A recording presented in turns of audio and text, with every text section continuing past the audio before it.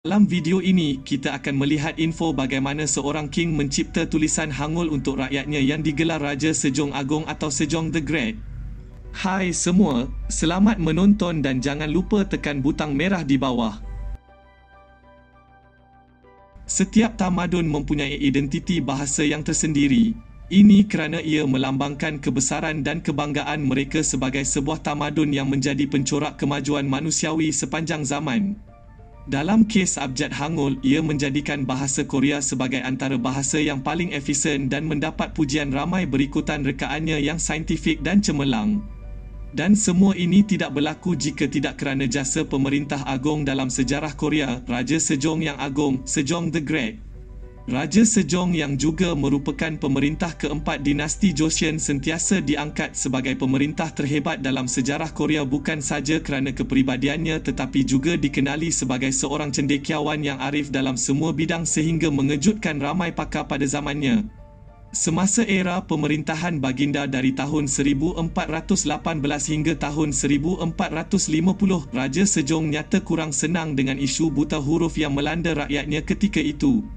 Salah satu faktor yang menyumbang kepada isu ini ialah tulisan dan perkataan bahasa Cina yang rumit sehingga sukar difahami oleh rakyat biasa.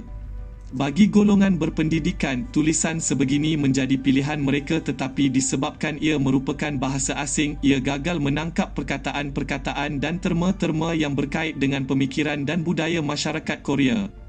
Pelbagai masalah kepada rakyat dari mengadukan permasalahan mereka kepada pegawai yang dilantik hinggalah sukar menyampaikan ilmu pertanian yang diraih sejak bertahun-tahun lamanya kepada generasi terkemudian.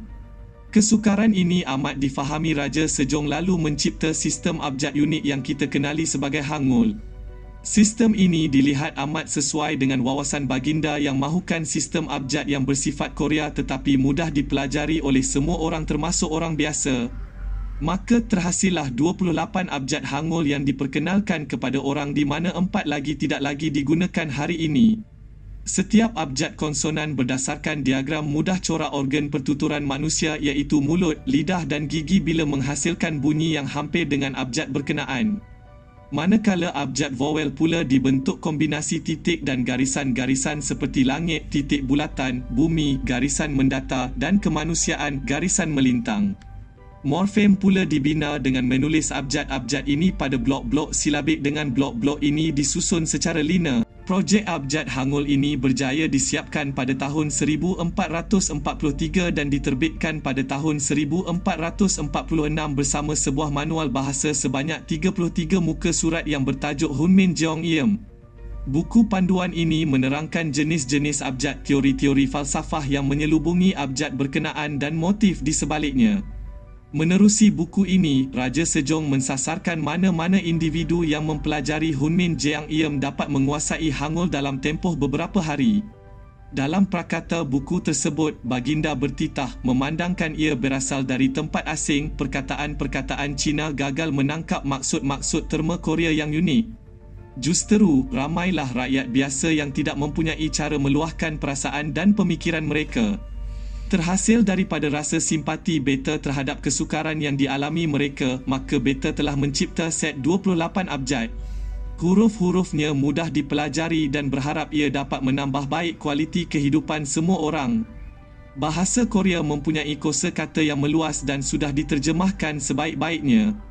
Justeru, jika ia cuba diterjemahkan dalam bentuk bahasa asing, agak sukar untuk ia dinyatakan sepenuhnya. Berikutan ia mudah dan set abjadnya yang sedikit ia mudah dipelajari semua orang dari kanak-kanak hinggalah pedagang dan duta-duta negara asing. Jadi, usah merasa terkejut apabila anak-anak Korea berumur seawal 2 hingga 3 tahun sudah mampu bertutur dalam bahasa berkenaan walaupun dalam bentuk yang paling asas. Dan bila mereka sudah sampai ke era persekolahan, kebanyakan mereka sudah menguasai Hangul dengan mantap. Ini merupakan satu fenomena yang jarang disaksikan oleh dunia hari ini sekaligus mencerminkan betapa mudahnya ia boleh dipelajari dan dikuasai oleh sesiapa saja. Justeru, bagi orang asing, tiada masalah bagi mereka bertutur dalam Hangul jika mereka dapat mempelajarinya dalam tempoh 1 hingga 2 jam.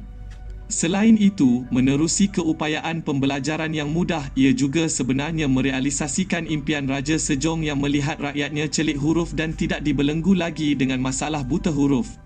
Buktinya, selepas kemangkatan Raja Sejong pada tahun 1450 akibat masalah diabetes sehingga hari ini, isu buta huruf dianggap jarang berlaku dalam masyarakat Korea hari ini. Dan berikutan rekaannya yang bersifat saintifik, ia juga menjadi batu asas kepada proses pemodenan dan kemajuan Korea Selatan hari ini. Pada era teknologi maklumat sebegini, ramai orang tidak berhadapan sebarang masalah beralih arah kepada komputer berikutan kebanyakan program dan penerangannya ditulis dalam Hangul.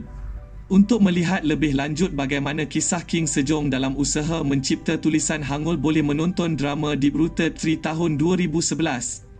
Sekian, terima kasih.